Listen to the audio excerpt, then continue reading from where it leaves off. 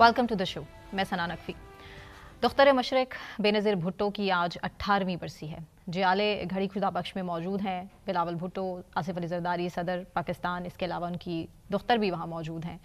और वाकई जो एक डिवोशन बेनज़ीर भुट्टो की, उसके बाद उनकी असैसिनेशन की शहादत मुल्क के लिए, इस मुल्क के लिए, उसको नज़रअंदाज ज़ाहिर नहीं किया जा सकता। मुज़म्मिल साहब, बिलावल भुट्टो ने इस मौके पर ख़िताब किया। उन्होंने कहा है कि मुल्क में सियासी बहरान भी है और हम इन बहरानों से मुकाबला करके पाकिस्तान के मसाइल का हल निकालेंगे। सबसे पहले बेनज़ीर भुट्टो के लिए कुछ अल्फाज। देखिए, मुझे आज भी याद है 27 दिसंबर 2007 को मुल्क में इंतखाबी मुहिम जारी थी और मैं शाम को एक इंतखाब फैसलाबाद में एक इंतखाबी जलसा कवर करके लाहौर पहुंचा था। तो लाहौर एयरपोर्ट पर मुझे इतला मिली कि बेनज़ीर भुट्टो की शहादत की। और जब मैं एयरपोर्ट से घर की तरफ रवाना हुआ, शहर बंद हो चुका था। और मैं आपको बताऊं, अवामी रद्द अमल तारीख साज था। लोगों का गम और गुस्सा और लोगों में अफसोस और गम जो था। उस शाम हमारे एक दोस्त की बेटी का वलीमा था। कोई बंदा उस वलीमे पर नहीं पहुंच सका था क्योंकि शहर यकदम बंद हो गया था, लोग सख्ते में आ गए थे। तो वो एक हकीकी अवामी रहनुमा थी जो लोगों के दिलों में बसती थी। पहली बात आप ये समझें। बिल्कुल ऐसे। और लाहौर से और पंजाब से, सिंध से, केपी से, बलूचिस्तान से उनका यकसा रिश्ता था। वो कहते थे चारों सूबों की जंजीर बेनज़ीर। और जो स्ट्रगल पाकिस्तान के लिए उनकी है, एक बड़ी ही मेरा मतलब वाइब्रेंट लीडर रही पाकिस्तान की पॉलिटिक्स की, बहुत समझदार लीडर रही।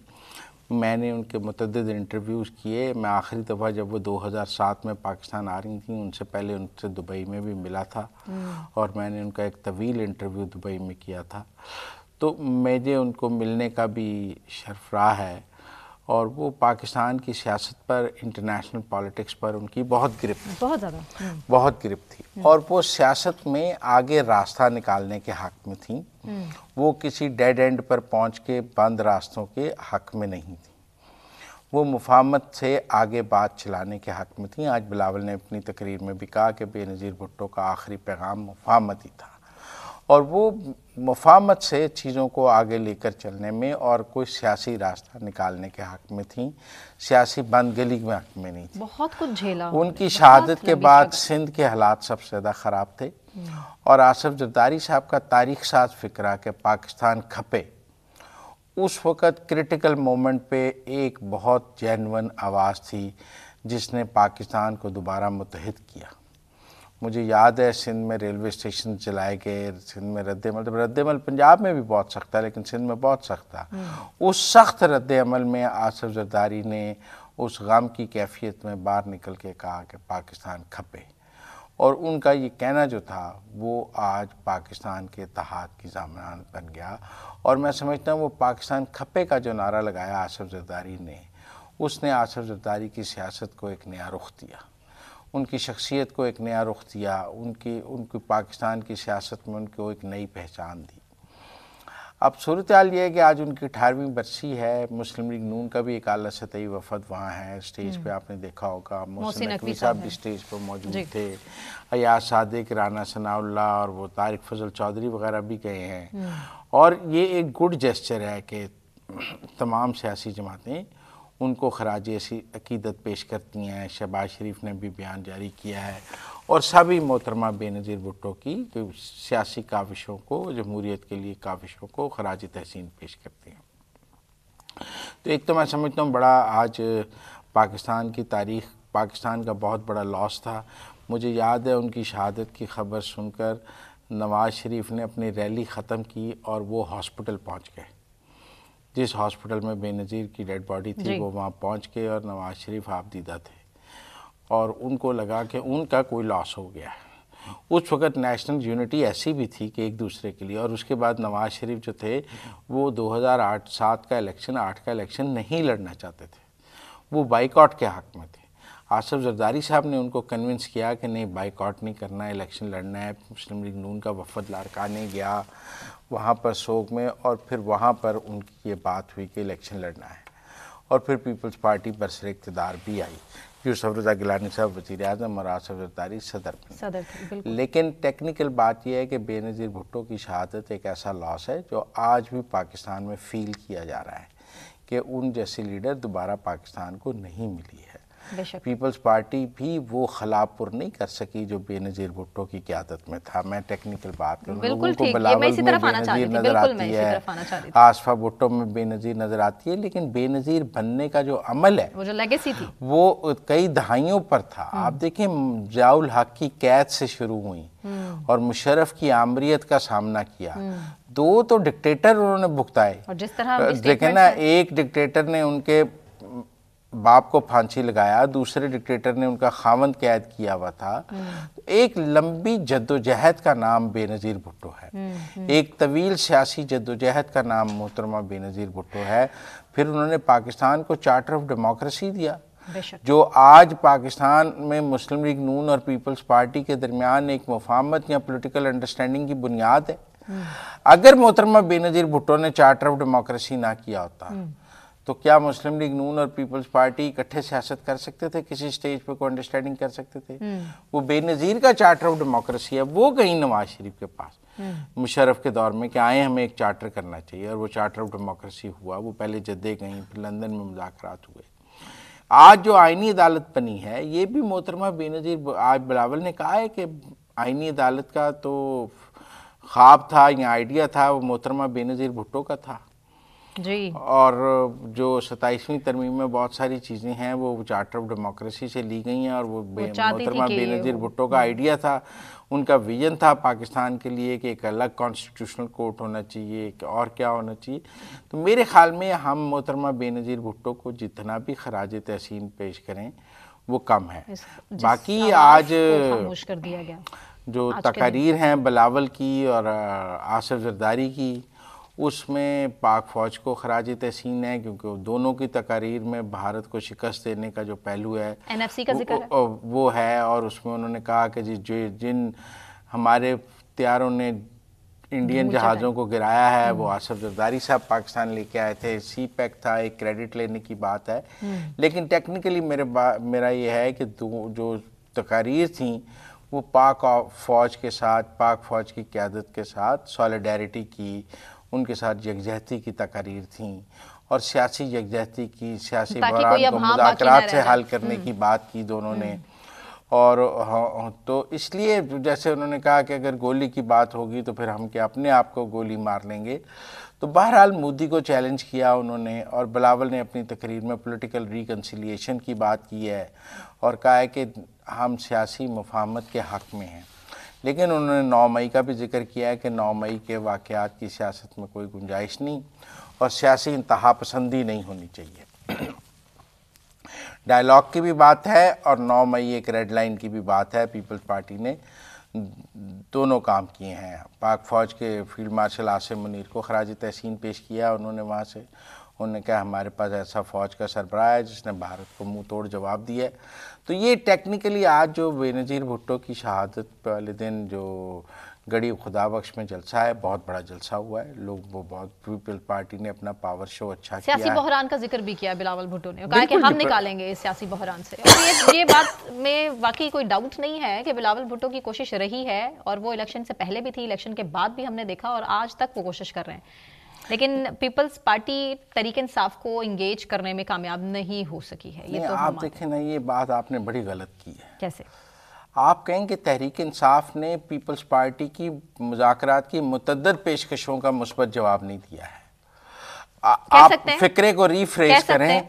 मेरा मतलब जो बदले में कुछ कर भी नहीं सकी ना तहरीक इंसाफ के लिए। नहीं, पीपल्स पार्टी तो दावत ही दे सकती है ना। नहीं, सजाएं कम नहीं, किसी मौके पे तो खड़ी हो तहरीक इंसाफ के साथ फ्लेक्सिबिलिटी शो करने के लिए। वो तो तब था जब तहरीक इंसाफ पीपल्स पार्टी के साथ मिलकर हुकूमत बना लेती। चले गुड जेस्चर के तौर पर। अच्छा, नहीं, आप मेरी बात सुनिए। जब वो कहते हैं कि हम साथ हुकूमत नहीं बनाने में, तो पीपल्स पार्टी की तो हुकूमत नहीं है, हुकूमत तो नून लीग की है। वो तो मुफाहमत की बात कर रहे हैं। आपने देखें पीछे कौमी कॉन्फ्रेंस में पहले उनको दावत देने की बात की, बाद में उसको रिजेक्ट किया। और मैं समझता हूँ वो बहुत ही गलत जेस्चर था कि यहाँ तो आप पहले ही कहते ना कहते बीच में कोई कंफ्यूजन हो गई थी पार्टी में। फिर फैसले तनकीद को सामने रख के करने चाहिए, जब फैसले सियासी कर लेने चाहिए तो काम कायम रहना चाहिए।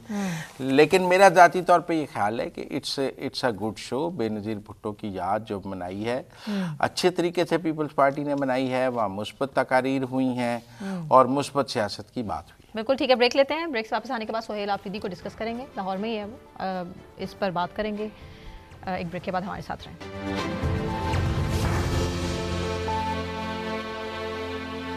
वेलकम बैक नाज़रीन। बात सीएम केपी के सोहेल आफरीदी के हवाले से, जो कि लाहौर में ही मौजूद हैं। कल तक वो लाहौर में ही रहेंगे और आज उन्होंने लाहौर हाई कोर्ट बार से भी खिताब किया है। इसके अलावा उन्होंने कोट लखपत जेल जाने की कोशिश की लेकिन उन्हें इजाज़त नहीं मिली। इसके अलावा जो शाह महमूद कुरैशी हैं उनके घर गए हैं और यास्मीन राशिद साहिबा के भी घर वो गए हैं। इस हवाले से जो पंजाब गवर्नमेंट है उसका मौक़िफ़ तो सामने है कि जनाब पाकिस्तान का यूरोप देखने के लिए आए हैं सोहेल आफरीदी साहब, तो हमने उनको बड़ी इजाज़त दी। और दूसरी तरफ सोहेल आफरीदी साहब, मुजम्मिल साहब, मैं आप ही से भी सवाल भी कर लेती हूँ, वो कह रहे हैं कि जिस तरह मेरा हुकूमत पंजाब ने इस्तकबाल किया है ना, वो तो सबके सामने है, उस पर तो वो क्या ही कॉमेंट करें। How you will comment now?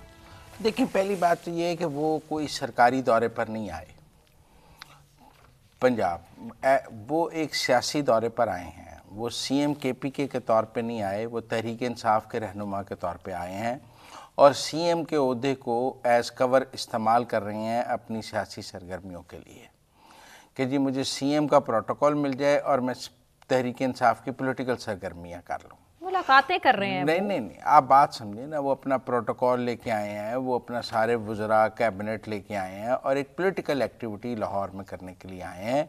लिहाजा हमें उसको इस तनाजुर में नहीं देखना चाहिए कि हुकूमत पंजाब उनका कोई इस्तकबाल करती, भाई ये सियासी दंगल है। अच्छा, इस पर भी पाबंदी है? और नहीं, दो सियासी हरीफ हैं, सियासत हो रही है ना। अगर वो बतौर वज़ीर आला किसी सरकारी दौरे पर पंजाब आएंगे तो फिर तो पंजाब की वज़ीर आला उनको सरकारी मेहमान का ज़रूर दर्जा देंगी, सियासी दौरे पर तो या नहीं देंगे या निजी दौरे पर। पहली बात आप ये समझें। दूसरी बात ये है कि उन्होंने पॉलिटिकल एक्टिविटी कल एक रखी थी लिबर्टी चौक जाने की, ठीक है ना, और एक दौर में तो लिबर्टी चौक पीटीआई की शान होता था, सबसे ज़्यादा पीटीआई के एहतजाज, जलसे, जुलूस, सब रैलियां लिबर्टी चौक से शुरू होती थी। तो कल वो जब लिबर्टी के चौक गए तो लिबर्टी चौक सन्नाटा था, कोई नहीं था। इसका जिक्र किया उन्होंने कहा कि हमारा आइन हमें एहतजाज का हक देता है लेकिन हमें यहाँ परचम तक लहराने की इजाज़त नहीं है। परचम तो वो एक पूरे डाले में केपी से साथ लाए थे।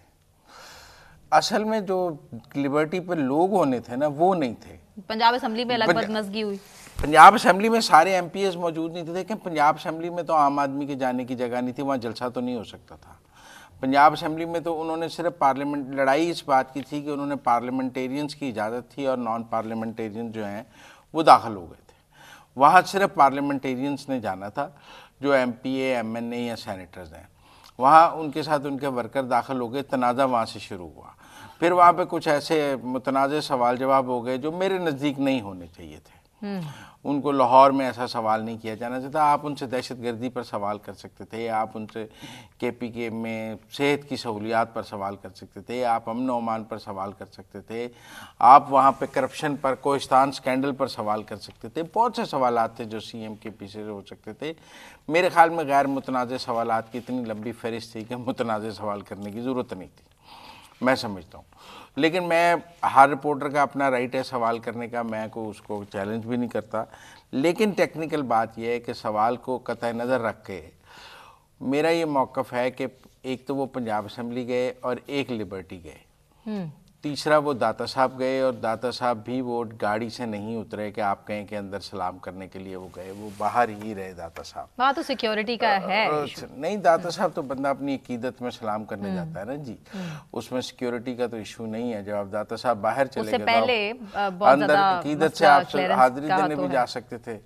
उसके बाद लिबर्टी चौक पे भी वो जब गए तो वहाँ कोई लोग नहीं थे। देखें, अगर लोगों की बड़ी तादाद, मैं आपको एक मिसाल देता हूँ, नवाज शरीफ गिरफ़्तार थे, शहबाज शरीफ गिरफ़्तार थे, हमजा शहबाज गिरफ़्तार थे, शरीफ फैमिली के बाकी अब्बास शरीफ के बच्चे गिरफ़्तार थे, सब गिरफ़्तार थे। मरियम घर से निकली मंडी बाउद्दीन जाने के लिए, इसी तरह गिरफ्तारियां थीं, किसी को आने की इजाज़त नहीं थी, टीवी पर टिकर चल नहीं सकता था, हर चीज़ रुकावट थी। लेकिन जब मरियम मंडी बहाउद्दीन पहुंची, लोग ही लोग थे, स्टेज टूट गया लोगों की वजह से। उन्होंने एक ट्राले पर खड़े होकर तकरीर की। लोग आ जाएं तो रियासत की रुकावटें कुछ नहीं कर सकती। हुकूमती रुकावटें अवाम का जम्मे गफ़ीर फतह कर लेता है। सवाल यही है कि क्या लोग लिबर्टी थे? अगर मैं मरियम नवाज़ के, मंडी बहाउद्दीन के, या मैं 2019 की बात कर रहा हूँ, जब इमरान खान का दौर था, जब उन पर पाबंदियाँ थीं, जब उनके वालिद गिरफ़्तार थे, जब उनकी चचा गिरफ़्तार थे, कज़न गिरफ़्तार थे, फैमिली के बाकी लोग गिरफ़्तार थे और वो अकेली थीं, तो अगर वो निकली, तो अगर लोगों ने रिस्पॉन्ड किया तो लोग निकल आए। तो फिर वो मुल्तान गई, आपने स्टेडियम में पानी छोड़ दिया, वो सड़क पर खड़ी हुई, घंटाघर चौक पर वहीं जलसा हो गया, जहाँ खड़ी हुई वहीं जलसा हो गया आसफा भुट्टो के साथ। मेरा ज़ाती तौर पे ख्याल है कि जब वो लिबर्टी चौक कल पहुँचे, तो अहले लाहौर लिबर्टी चौक पर मौजूद नहीं थे। ठीक है ना। उसमें मैं आपको बड़ी सिंपल बात बताऊँ, आपके साथ से मैं यहाँ से शूट करके गया और आपको पता है कि मेरा लिबर्टी चौक में आपका दफ्तर, आपने जिक्र भी किया और आपने कहा लोग नहीं निकले। जो निकले उनके साथ क्या हुआ, चलिए इस पर बात कर लें। कुछ भी नहीं हुआ, बंदा निकला ही कोई नहीं। कुछ लोगों ने ट्वीट किया हुआ था कि 7 बजे से दुकानें बंद हो गई हैं। मैं को 8 बजे के करीब लिबर्टी से गुजरा, ऑर्डर्स थे, कोई दुकान बंद नहीं थी। सब लाहौर सेंटर खुला था, ओरिगा खुला था, हफीज सेंटर खुला था, अस्करी टावर के साथ लिबर्टी हाइट्स खुला था, सारी दुकानें लिबर्टी चौक पर खुली थी। मैं खुद 8:15 साढ़े 8 बजे वहाँ पहुँचा तो सब खुला था, ट्रैफिक भी चल रही थी। तो मेरा ज़ाती तौर पे ख्याल है कि अगर कोई 5-10 हज़ार लोग लिबर्टी चौक जमा हो जाते तो यकीनन सुहेल अफरीदी हीरो हो जाते। लेकिन वो लिबर्टी चौक पे तनहा 45 मिनट्स खड़े रहे, कोई बंदा नहीं था, खिताब किससे करते, लोग ही नहीं थे, वापस चले गए वहाँ से। टेक्निकल बात यह, आप बेशक कह दें कि सुहेल अफरीदी का दौरा लाहौर बहुत कामयाब है, लेकिन हमें ये एक सियासी दौरा है, हम इसको सियासी तनाजुर में देखेंगे और सियासत लोगों के सर पे होती है, सियासत लोगों के सर पे होती है। लोग नहीं थे तो सियासत नहीं थी। अब सूरत हाल ये है कि जी कोट लखपत जेल उन्होंने कैदियों से मिलने की दरख्वास्त की, वहाँ भी नहीं जाने दिया गया। नहीं, देखिए हुकूमत का एक मौक़िफ़ है कि सियासी मुलाकातों की इजाज़त नहीं। बानी पीटीआई की मुलाकात क्यों बंद है कि जी सियासी मुलाकातों की इजाज़त नहीं। तो अगर बानी पीटीआई की सियासी मुलाकातें बंद हैं तो कोट लखपत के कैदियों की सियासी मुलाकातें खुली हैं, वो भी बंद है। आप मेरी बात नहीं, मुल्क में यकसा कानून है ना, सब कैदियों क्या हो जाता, मुलाकात कर लेते सीएम के पी? नहीं, कानून है ना कि सियासी मुलाकात नहीं हो सकती। क्या हो जाता वाला सवाल नहीं है। नहीं, क्या हो जाता अगर मुलाकात हो जाती? सवाल ये है कि कानून में इजाजत नहीं है। कौन सा कानून इसकी इजाजत नहीं देता? कानून में लिखा है वो जिसे हम हर कुछ अरसे के बाद अपने हिसाब से बदल लेते हैं। नहीं, कानून मौजूद था। वो इस्लामाबाद हाई कोर्ट के एक जज साहब ने, सिंगल बेंच ने उसको सस्पेंड किया था, जिसके बाद सियासी मुलाकातें हो रही थी। उसके बाद फुल बेंच ने उस कानून को बहाल कर दिया। अदालतों ने तो सीएम केपी को इमरान खान से मिलने की इजाजत भी दी थी, आपको याद होगा।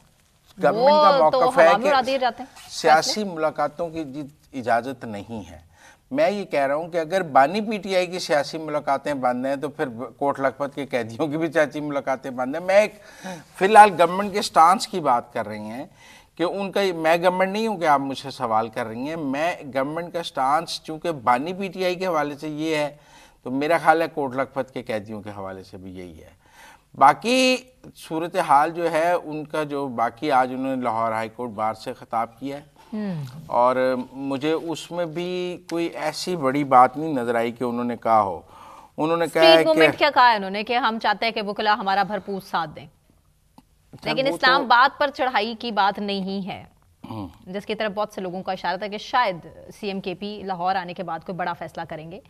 लेकिन ये एक रियलिटी चेक आप कह सकते हैं, या आप ये कह सकते हैं कि सुहेल अफरीदी को जो एक मैसेज दिया गया अडयाला जेल से इमरान खान साहब की तरफ से कि आपने स्ट्रीट मूवमेंट की कॉल देनी है, तो वो लाहौर आए थे, बेसिकली लाहौरियों का, या पंजाब आए हैं, पंजाब के लोगों का एक यूं कह लें कि चेक करने कि क्या सूरत हाल हो सकती है अगर एहतजाज, हम यहाँ के एहतजाज की कॉल देते हैं तो क्या लाहौर के अवाम या पंजाब के लोग निकलेंगे सड़कों पर या नहीं निकलेंगे। तो फिर जवाब तो ना ही हुआ ना, फिर वो ना का जवाब ही लेके जा रहे हैं। देखिए ना, उन्होंने कहा था कि कैदी नंबर 804 का राज होगा।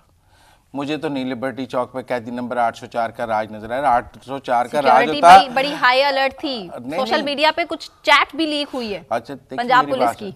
आप तो शायद लिबर्टी चौक पे नहीं थी। मैं तो जब वो आए, मैं लिबर्टी चौक पे मौजूद था और मार्केट साहब के मुताबिक खुली थी। और टेक्निकल बात ये, लोग नहीं थे, वो अपने ही डाले में कुछ झंडे और झंडे लेकर आए थे लोग। अगर मैं ये कह रहा हूं कि अगर लिबर्टी चौक पे 5-10 हजार लोग होते, कोई पुलिस का करैक्टर, 5-7 लोग जरूर आए हैं, मैं ये कह रहा हूं 5-7-10 नौजवान आए हैं, उनको गिरफ्तार भी किया गया। लेकिन अगर लोग 10,000 होते तो गिरफ्तार नहीं हो सकते। आपका पॉइंट ये है कि चूंकि लोग कम थे इसलिए पुलिस की गिरफ्त में ज्यादा होते तो पुलिस कुछ नहीं कर सकती। कम नहीं, बहुत कम थे। चांद थे, चांद थे।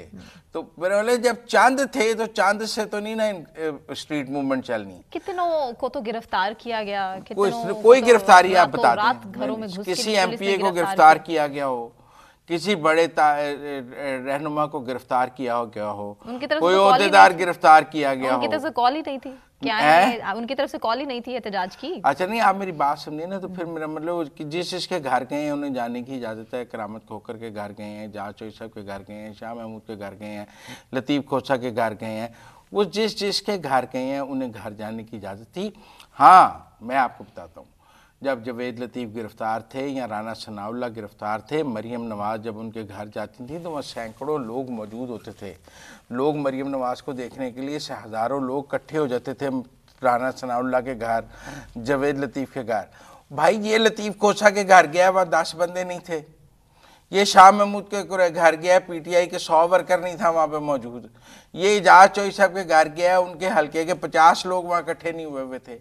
ये भी तो आप पॉइंट देखें ना। जब आप उसको एक लीडर बनाकर लेके आए हैं सुहेल अफरीदी को, कि वो पीटीआई का लीडर है, ओपनिंग बैट्समैन है, कैदी नंबर 804 का फ्रंट फुट प्लेयर है, आपको कैदी नंबर 804 की शक्ल सुहेल अफरीदी में नजर आएगी, तो कॉम्प्रोमाइज नहीं हो रहे ना। नहीं कॉम्प्रोमाइज वो अलग बात कर लेंगे। यही स्टांस था उनका। आप माने आप इस चीज को? नहीं कॉम्प्रोमाइज के अलग किसी दिन बहस कर लेंगे कि बन्नू में क्या हो रहा है, तीरा के ऑपरेशन की बात कर लेंगे, ड्रोन अटैक, कह रहा हमारा कोई ताल्लुक नहीं है इससे। वो बात कर लेंगे। अभी तो हम उनके दौरे लाहौर की बात करें, मुझे डाइवर्ट ना करें। अभी तो हम उनके दौरे लाहौर की बात कर रहे हैं कि वो एक सुनामी टकराने लाए थे लाहौर से, वो सुनामी ठुस निकला। वो कैदी नंबर 804 का राज लाने लाए थे लाहौर में, वो राज नहीं हो सका। मैं आपको माजी की एग्जाम्पल से दे रहा हूँ कि जब कोई लीडर कहीं पहुंचता है तो लोग उसकी वेलकम के लिए इतनी बड़ी तादाद में इकट्ठे हो जाते हैं। कभी-कभी नहीं भी आते। देखिए तारीख यही बताती है पाकिस्तान की, कुछ लीडर्स के लिए वेलकम करने उनके कारकुनान नहीं भी पहुंचते, चाहे वो एयरपोर्ट हो, नहीं चाहे वो लाहौर की दूसरी गली। लीडर्स के लिए पहुंचते हैं, जब पहुंचते हैं तभी मुजाहमती तहरीक होती है। मुजाहमती तहरीक प्लेट में रख के नहीं मिलती, फूलों की सेज नहीं है, ये कांटों की सेज है मुजाहमती तहरीक। ये लोगों ने बाहर निकलना है तो ये चलनी है, ये ड्राइंग रूम से नहीं चल सकती। ये लतीफ़ खोसा के ड्राइंग रूम से नहीं चल सकती, ये शाह महमूद कुरैशी के ड्राइंग रूम से नहीं चल सकती। खत्म भी नहीं हो रही, नहीं चलेगी तो खत्म जा रही है, खत्म करने की, दफनाने की, दबाने की, वो भी नहीं हो पा रही। सना, मान ले कोई चीज खत्म तब होती है जब शुरू हो जाए। मैं कहता हूं अभी स्ट्रीट मूवमेंट शुरू होगी तो खत्म होगी। तहरीक इंसाफ की बात कर रही हूं। किसकी? तहरीक इंसाफ की बात कर रही हूं मैं। मुझे नहीं पता खत्म तो अल्लाह की, मैं कोई पेशन कोई नहीं करता। कोशिशें तो सारी ये एक सियासी दंगल है हुकूमत और तहरीक इंसाफ के दरमियान। इसमें खत्म कोई नहीं होता, जीत हार होती है। आप मेरी बात समझें। इसमें आज किसी की जीत है तो कल किसी की हार। ये इसमें ये देखा जाता है जीता कौन और हारा कौन, खत्म होने की बात अभी तो हुकूमत जीत रही है। पॉलिटिक्स की ये गेम ऑफ पॉलिटिक्स को आप समझें, ये किसी को जान, आपकी असल में ट्रेनिंग खान साहब ने गलत करती है। अच्छा? आप हार खत्म करने की तरफ चल पड़ती हैं। मैं कह रहा हूँ ये जीत और हार का कॉन्सेप्ट है, ये जीत और हार आप मान ले कोशिशें की जा रही थी 8 फरवरी तरीके के बाद से, जीत और हार के 2024 के इलेक्शन से हार रही है और मुसलसल हार रही है। चले आपने कह दिया तो अवाम ने मान लिया, ये अवाम पे छोड़ते हैं। मैं और आप फैसला करने वाले होते कौन है? तहरीक इंसाफ कितनी मकबूल पार्टी है फिलहाल पाकिस्तान के लोगों को फैसला करने देना चाहिए। अगले इलेक्शन तो आएंगे ना, का फैसला करेंगे 2029 में। कबूलियत नहीं है, मकबूलियत पर चैलेंज कोई नहीं कर सकता। अभी है मुजाहमत की बात, ना मकबूलियत की बात है ना कबूलियत की बात है। अभी खान साहब की कॉल है मुजाहमत की, स्ट्रीट मूवमेंट बट स्ट्रैटेजी के साथ। अच्छा, हम उसको डिस्कस कर रहे हैं कि क्या वो चल पा रही है या नहीं। आप टॉपिक को डाइवर्ट ना करें। अभी ना बात है मकबूलियत की, ना कबूलियत की, ना कुछ की। अभी उन्होंने कॉल की है स्ट्रीट मूवमेंट की। मैं ये देख रहा हूँ कि सड़कों पे, स्ट्रीट्स पे कोई मूवमेंट है। आप तो अब मैं कह रहा हूँ स्ट्रीट पे कोई मूवमेंट नहीं है, तो स्ट्रीट मूवमेंट जीरो है। अगर स्ट्रीट पे मूवमेंट होगी, स्ट्रीट पे मूवमेंट नजर आएगी, मुझे लोग स्ट्रीट्स पे नजर आएंगे तहरीक इंसाफ के लिए, मैं कहूँगा स्ट्रीट मूवमेंट बहुत कामयाब है। बड़ी पुरानी बात नहीं है क्या? काना का अच्छा लाहौर का जलसा आपके मुताबिक गंडापुर टाइम पे नहीं पहुंचे थे, वो तब भी लेट हो गए थे। देर कर देता हूँ, वो क्या है, तो फैसला सही था ना बदलने का। मेहरबा आते आते मेहरबा आते आते ब्रेक लेते हैं, टाइम कम है चुके। ब्रेक के बाद कंटिन्यू करेंगे, हमारे साथ रहे।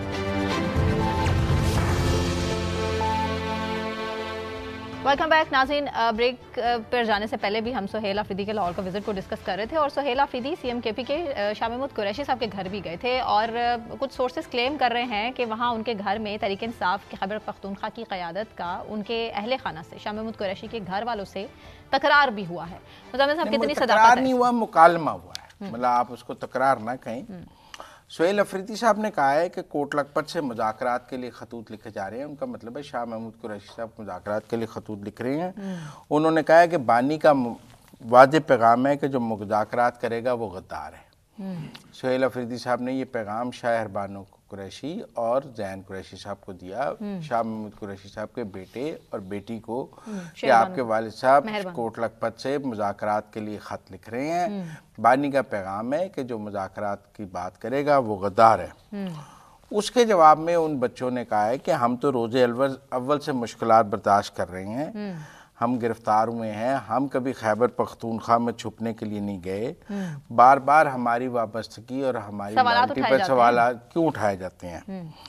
उन्होंने कहा आप घर आए हैं, आपकी दिल से कदर कर सकते हैं, मगर ये मामला काबिल कबूल नहीं कि हमें बार बार गद्दार की नज़र से देखा जाए।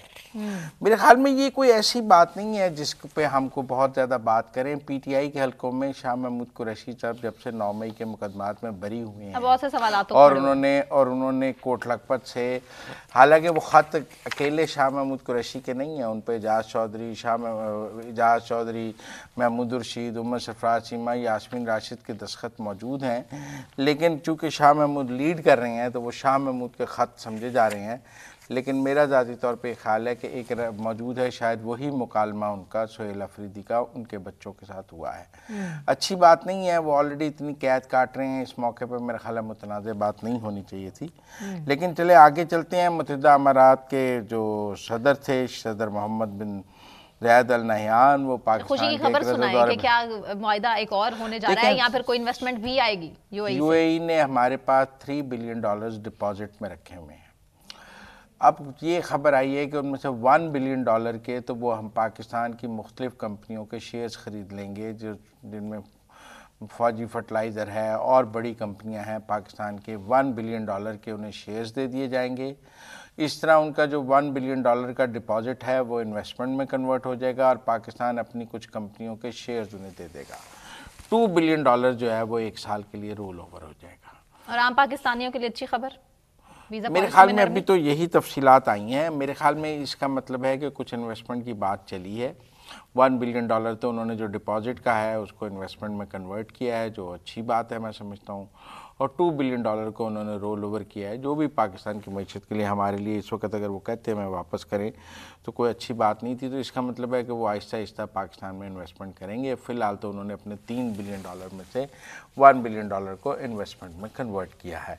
बाकी एक पॉजिटिव साइन है, इस वक्त दुनिया की जियो स्ट्रेटेजिक पोजीशन में यूएई की एक ख़ास पोजीशन है, और उस पोजीशन में पाकिस्तान और यूएई का करीब आना बहुत है। सूडान है, यमन है, बहुत सारी स्ट्रेटेजिक लोकेशंस हैं जहाँ यूएई के अपने इंटरेस्ट हैं, पाकिस्तान की अपनी स्ट्रेटेजिक पोजीशन है इस वक्त दुनिया में। और कई जगह हमने देखा है सऊदी अरब और यूएई भी सेम पेज पे नहीं है। बिल्कुल ऐसा ही। यमन में यमन नहीं का है, मामला सूडान हो में नहीं या है, सूडान का हो। तो पाकिस्तान की अपनी एक पोजीशन है। तो मेरे ख्याल में यूएई ने भी सोचा पाकिस्तान से एंगेज करने का, पाकिस्तान भी यूएई के साथ एंगेज करना चाहता था।